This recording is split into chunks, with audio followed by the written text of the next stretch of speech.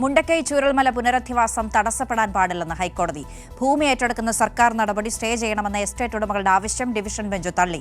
ഏറ്റെടുക്കുന്ന ഭൂമിക്ക് പണം നൽകണമെന്ന ഹാരിസൺസ് വാദവും കോടതി അംഗീകരിച്ചില്ല. പുനരധിവാസ വിഷയത്തിൽ പൊതുതാൽപര്യം സംരക്ഷിക്കപ്പെടണമെന്നും ചീഫ് ജസ്റ്റിസ് ഉൾപ്പെട്ട ഡിവിഷൻ ബെഞ്ച് നിരീക്ഷിച്ചു. കെ ഉമേഷിന്റെ റിപ്പോർട്ട്.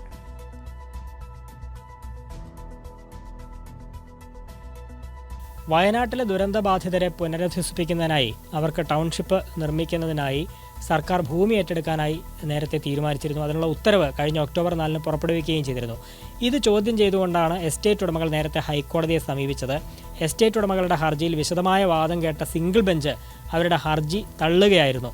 ഒപ്പം സർക്കാരിന് ഈ ഭൂമി ഏറ്റെടുക്കൽ നടപടികളുമായി മുന്നോട്ട് പോകാം, ടൗൺഷിപ്പ് നിർമ്മാണവുമായി മുന്നോട്ട് പോകാം എന്നാണ് സിംഗിൾ ബെഞ്ച് നേരത്തെ ഉത്തരവിട്ടത്. ഇത് ചോദ്യം ചെയ്തുകൊണ്ട് വീണ്ടും ഹാരിസൺ മലയാളം ഹൈക്കോടതിയെ സമീപിച്ചു. ഡിവിഷൻ ബെഞ്ചിൽ അപ്പീൽ സമർപ്പിച്ചു. ആ അപ്പീൽ ഇന്ന് ഹൈക്കോടതി ഡിവിഷൻ ബെഞ്ചിൻ്റെ പരിഗണനയ്ക്ക് വന്നപ്പോഴാണ് സുപ്രധാനമായ ചില നിരീക്ഷണങ്ങൾ ചീഫ് ജസ്റ്റിസ് ഉൾപ്പെട്ട ഡിവിഷൻ ബെഞ്ച് ഇന്ന് നടത്തിയത്. അതായത് പുനരധിവാസ പ്രവർത്തനങ്ങൾ വയനാട്ടിലെ പ്രത്യേകിച്ച് മുണ്ടക്കൈ ചൂരൽമല പുനരധിവാസം തടസ്സപ്പെടാൻ പാടില്ല എന്നുള്ളതാണ് ഹൈക്കോടതി നിരീക്ഷിച്ചത്. ഭൂമി ഏറ്റെടുക്കുന്ന സർക്കാർ നടപടി സ്റ്റേ ചെയ്യണം എന്ന ആവശ്യം ഡിവിഷൻ ബെഞ്ച് അംഗീകരിച്ചതുമില്ല എന്നുള്ളതാണ് ഏറ്റവും പ്രധാനപ്പെട്ട കാര്യം. ഈ പുനരധിവാസ വിഷയത്തിൽ പൊതു താൽപ്പര്യമാണ് സംരക്ഷിക്കപ്പെടേണ്ടത് എന്നും ഡിവിഷൻ ബെഞ്ച് ചൂണ്ടിക്കാട്ടി. സർക്കാർ ഏറ്റെടുക്കുന്ന ഈ ഭൂമിക്ക് പണം നൽകണം എന്ന ഹാരിസന്റെ വാദവും കോടതി ഇന്ന് അംഗീകരിച്ചില്ല.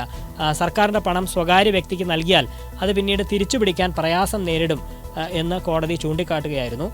ഈ ഭൂമിയിൽ സിവിൽ തർക്കം നിലനിൽക്കുന്നതിനാലാണ് ബാങ്ക് ഗ്യാരണ്ടിക്ക് നിർദ്ദേശം നൽകിയത് എന്നും ചീഫ് ജസ്റ്റിസ് ഉൾപ്പെട്ട ഡിവിഷൻ ബെഞ്ച് നിരീക്ഷിക്കുകയുണ്ടായി. ബാങ്ക് ഗ്യാരണ്ടി നൽകണം എന്ന ഉത്തരവ് ചോദ്യം ചെയ്തുകൊണ്ടുള്ള ഹാരിസൺ നൽകിയ അപ്പീൽ ഡിവിഷൻ ബെഞ്ച് ഫയലിൽ സ്വീകരിച്ചു. അപ്പീലിലെ നിയമപ്രശ്നത്തിൽ പിന്നീട് വാദം കേൾക്കാം എന്നും ഡിവിഷൻ ബെഞ്ച് ഇന്ന് വ്യക്തമാക്കുകയുണ്ടായി. ഈ മാതൃകാ ടൗൺഷിപ്പ് പദ്ധതിക്കായി വയനാട്ടിലെ വൈത്തിരി താലൂക്കിൽ 2 വില്ലേജുകളിലായി 143.41 ഹെക്ടർ ഭൂമി ഏറ്റെടുക്കാനാണ് സർക്കാർ തീരുമാനിച്ചിരുന്നത്.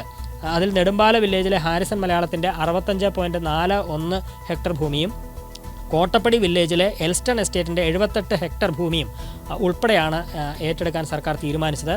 മാതൃകാ ടൗൺഷിപ്പ് പദ്ധതി അനുസരിച്ച് 1210 കുടുംബങ്ങളെ ഈ പ്രദേശത്ത് പുനരധിവസിപ്പിക്കാം എന്നും സർക്കാർ കോടതിയെ അന്ന് ബോധിപ്പിക്കുകയുണ്ടായി. ഇതെല്ലാം അംഗീകരിച്ചുകൊണ്ടാണ് അന്ന് സിംഗിൾ ബെഞ്ച് സർക്കാരിന് പിന്തുണ നൽകിയത്.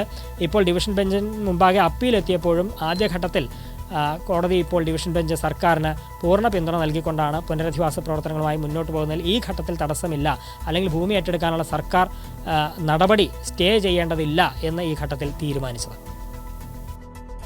ശരി, ഉമേഷിന്റെ റിപ്പോർട്ടാണ് കണ്ടത്.